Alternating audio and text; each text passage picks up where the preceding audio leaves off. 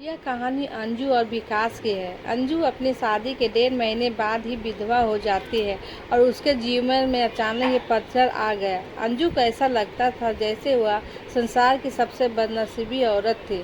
उसकी आंखों के आगे उसका अंधेरा जैसा भविष्य हमेशा घूमता रहता था। अंजू के घर में सिर्फ उसकी बूढ़ी माँ थी और अंजू के पति के गुजरने के बाद अंजू के पिता भी इस दुख में गुजर जाते हैं। एक बड़ा भाई था, लेकिन वो तो सबसे मुंह मोड़कर अपनी पत्नी को लेकर कहीं और रहने चला जाता है। इसलिए वह अंजू को लगता था कि जिंदगी में कभी भी खुशी उसके दरवाजे पर दस्तक नहीं देगी। इधर विकास की बात करते। विकास की शादी 2 साल तक तो अच्छी चल रही थी, लेकिन फिर उसकी पत्नी का किसी और के साथ चक्कर चलने लगा और वो उस दूसरे आदमी साथ खुलेआम घूम मिलने लगी। फिर कुछ ही दिनों में उसने विकास को तलाक देकर उस दूसरे आदमी से शादी कर ली।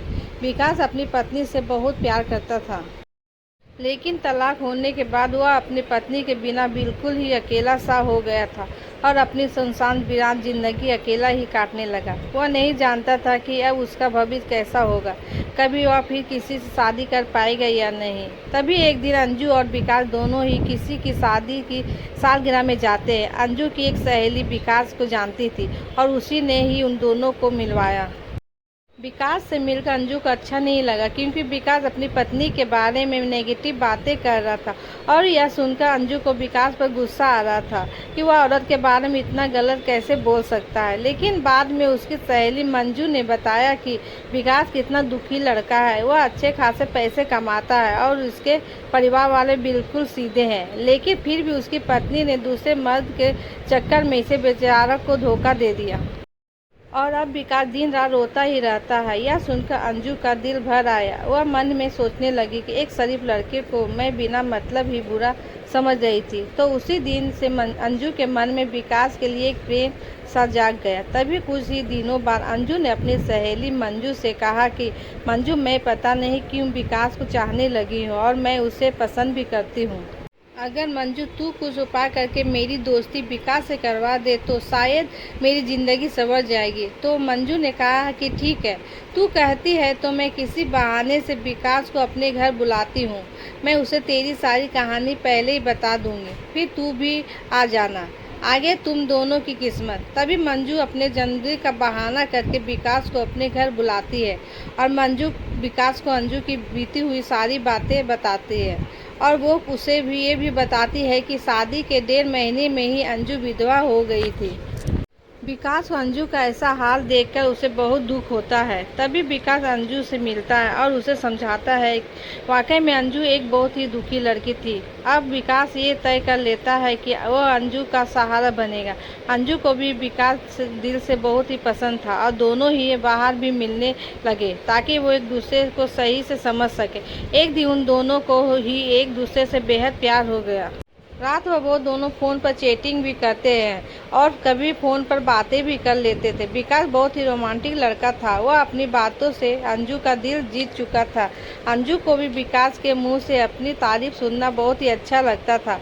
दोनों ही हर रविवार को मिलते थे, पार्क में घूमने जाते थे और कभी कभी रात को होटल में डिनर करने भी चले जाते थे। तभी अंजू विकास को अपने साथ अपने घर ले गई और उसे अपनी माँ से मिलवाया। विकास ने जब अंजू की माँ के पाँव छुए तो अंजू की माँ रोने लगी और विकास का हाथ पकड़कर कहने लगी कि बेटा, मेरी बेटी का सहारा जरूर बनना और उसका साथ कभी भी मत छोड़ना। मेरे सिवा उसका कोई भी नहीं। अब मेरा भी कोई पता नहीं कब उस भगवान का बुलावा आ जाए। अगर मैं मर गई तो मेरी जवान लड़की का क्या होगा।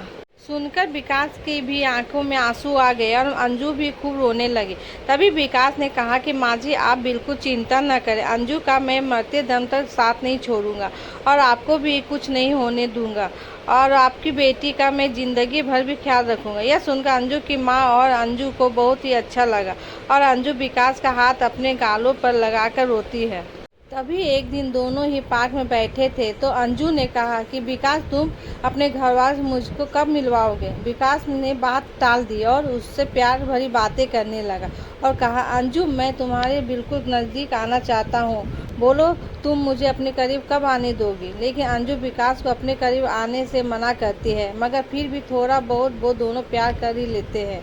तभी अंजू की सहेली मंजू ने अंजू के कान भरना शुरू कर दिए। उसने कहा कि अंजू, लड़कों पर इतना जल्दी भरोसा नहीं करते। तू तो सीधी सादी है, विकास को अपनी माँ से भी मिला दी, लेकिन विकास ने तुझे किसी से मिलवाया?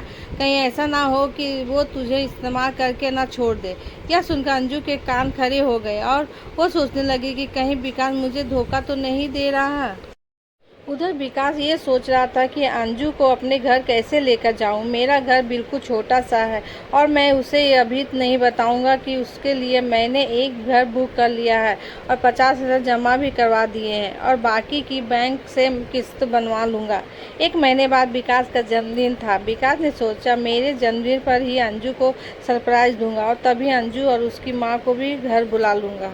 उसी दिन अंजू से शादी की सारी बातें करके उसे सगाई की रिंग भी पहना दूंगा, क्योंकि अंजू के परिवार में और कोई नहीं है, इसलिए सारा कार्यक्रम अंजू और उसकी माँ के सामने ही हो जाएगा। अगले दिन अंजू विकास को फ़ोन करती है और गुस्से से कहती है कि तुम अपने घर वालों से मुझे कब मिलवाओगे। विकास फिर से बात को टालते हुए बात को पलट देता है। अब अंजू का शक और भी बढ़ गया। तभी अंजू विकास से कहती है तुम्हारे बैंक में कितने पैसे हैं, मुझे अपना बैंक बैलेंस दिखाओ।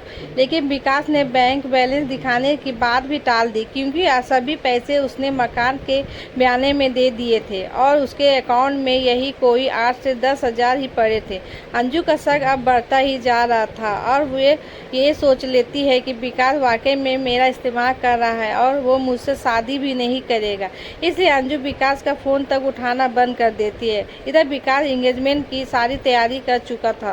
बातों ही बातों में उसने अंजू की अंगूठी का भी नाप ले लिया था और अंजू को इसका पता भी नहीं चला था।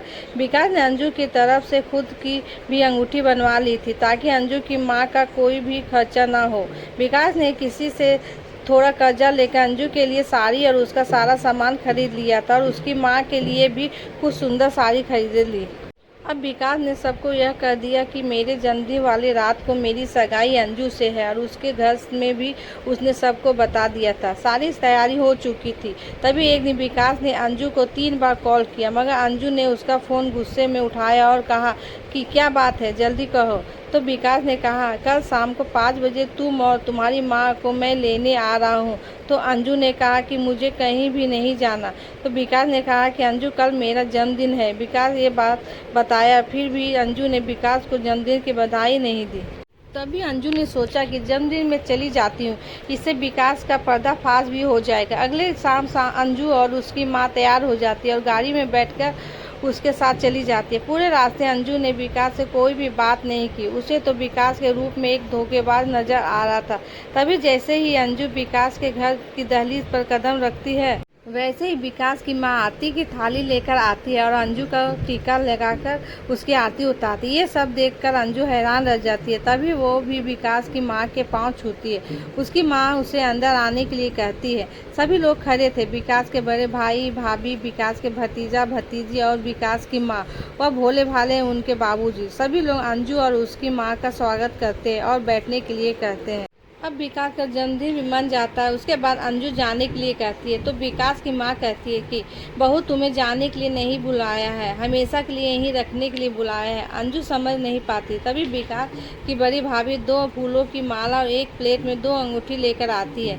यह देख अंजू विकास की तरफ बड़े आश्चर्य के साथ देखती है। तभी विकास एक अंगूठी अंजू के हाथ में रख देता है और कहता है, आज हमारी एंगेजमेंट है और इस बात के लिए मैं तुम्हें सरप्राइज करना चाहता था। तुम्हें ये रिश्ता मंजूर है ना?